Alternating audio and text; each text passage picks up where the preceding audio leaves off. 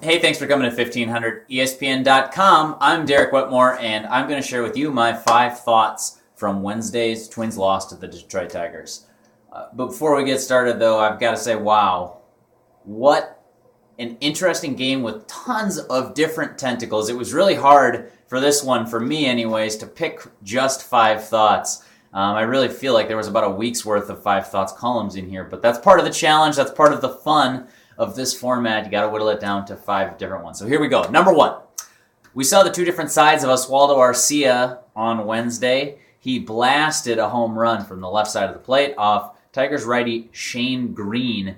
It carried kind of all the way out into the plaza. If you've been to Target Field this year, you've seen Fox Sports North's new setup where they've sort of got that roof. I believe that's what Arcia's home run hit off of in right field, right out by the Target Plaza. That's a deep drive, and Arcia took a second to admire it. I sort of thought if it was a more normal game, Arcia might get some retribution later in the game, but that never happened.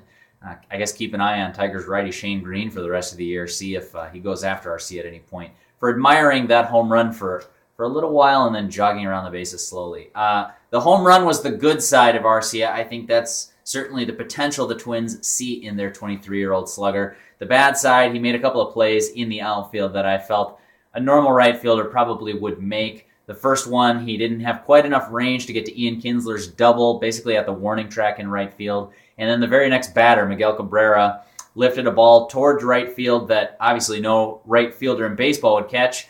That's because it ricocheted off the limestone facing there at the top of the right field wall. The problem being Arcia got hugged in way too close against the wall. He was unable then to catch the carom as it kicked back in towards the infield, left Arcia scrambling, and it was actually the center fielder, Jordan Schaefer, who went and picked it up in shallow right field before he got it in, and Cabrera had driven in a run with his double.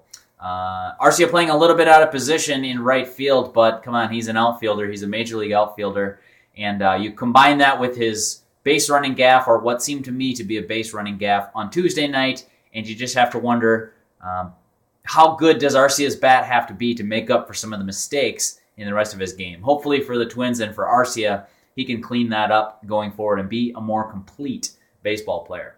Thought number 2, Miguel Cabrera blasted 2 home runs, and as I mentioned in thought number 1, narrowly missed a third. It was a great day for Miggy. As I mentioned in the column, it kind of stinks having to use up a thought on Cabrera, but then again, I wouldn't have been able to sleep at night if I left out a guy who went 3 for 5 with 4 RBIs and 2 home runs, narrowly missed a third home run. So big day for Cabrera. He was a big reason why the Tigers were able to come back and win 10-7. Thought number 3, the Twins lost 3 players to injury during the game. Most notably, Phil Hughes had to leave after 5 innings. I talked to Hughes after the game. Basically, they're describing it as a mild strain of his right hip flexor. Hughes was just unable to plant and finish, he said. That's the main reason. It was kind of a repetitive use injury. He says he's going to do some light jogging, throw a bullpen here in a couple days to see if he's okay to make his next start. It sounded like he was optimistic at the time. After this game, he sort of was removed for, the Twins aren't using this phrase, but I'll say for precautionary reasons. That would be a huge blow for the Twins if Hughes is unable to make his next start, but I'll keep you posted on that. As of right now, I think they're probably expecting him to make that start. The other 2 guys that went out from injury, Jordan Schaefer dinged up his knee. They're saying sprained right medial collateral ligament, MCL, but the injury maybe sounds a little bit more serious than he is. Than it actually is. Schaefer was walking around in the clubhouse after the game.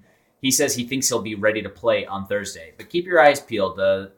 That's not to say that the Twins won't make a DL move with any of these guys. Casey Fiend would have been the third one. He left with what Molitor described as a tender shoulder. Fiend didn't want to comment after the game. The Twins are going to wait and see overnight, see how those guys feel when they get to the park in the morning before they make any decisions on a DL move. So keep your eyes open for any potential roster moves that they could make. Thought number 4, the Twins' speed atop the lineup actually worked out really well in their favor. Danny Santana and Brian Dozier reached base successfully on really nicely placed bunts in the 5th inning, I believe. That started a 4-run rally. Mauer singled after those 2 guys, and then Arcia with his home run. That was Trevor Plouffe's home run, I believe. So anyways, a 4-run rally for the Twins in the 5th, and the speed atop the lineup really kind of helped out with that. Unfortunately, after that point is when things really started to unravel for the Twins. Hughes came out of the game. Later, Schaefer hurt. Later, Fiend hurt. Twins bullpen gave up 7 runs and really just kind of an ugly ball game from that point on. But that was a positive note for the Twins in the home half of the 5th. Thought number 5, both Trevor Plouffe and Chris Herman deserve some lauding for their defense. I wrote about this in the 5 Thoughts column. You can check out the plays that they made. Really impressive day for 2 guys that probably aren't going to get much recognition, probably aren't going to get a look too much based on all the different crazy things that happened in Wednesday's game. But I thought it was notable, a couple of plays that each of those 2 guys made. And finally, this is sort of an additional reading, an addendum on the 5 Thoughts column. The Twins have got to do something about this bullpen. They can't continue to trot out the relievers that they're doing right now. I think they have 3 or 4 guys that you don't really trust in any situation, and you're trying to quote-unquote hide them from overextending or from more use. That doesn't work in the major leagues for too long. The Twins have a couple of guys in Rochester who I think are capable of performing better than what they have here. I think they got to make a phone call either tonight, tomorrow morning, get somebody in for this next game. My top recommendation would be Lester Oliveros. I wrote about that for 1500ESPN.com if you want to check out that story and my reasoning and Oliveros' eye-popping stats so far this season. I don't expect Oliveros will be the first guy that they call. Some other names to consider would be like a Michael Tonkin, for example. But, the current group just isn't getting it done, and I don't think the Twins can continue to try to hide 3 or 4 relievers, especially if they're going to be without Casey Fiend for any number of days. I wrote about all this on the website, so please check them out. 5 Thoughts column posted to 1500ESPN.com.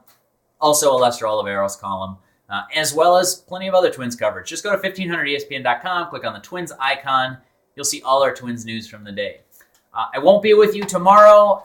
I'll be covering the NFL draft for 1500ESPN.com with Andrew Kramer. And then Friday, we've got a night game. So the next time I'll be with you on video is probably Saturday after the White Sox afternoon game. Until then, thank you for watching this video. Thanks for checking back to the website. We appreciate all your eyes and ears anytime you do come by. For this video, though, I'm Derek Wetmore from Target Field signing off. I'll catch you next time.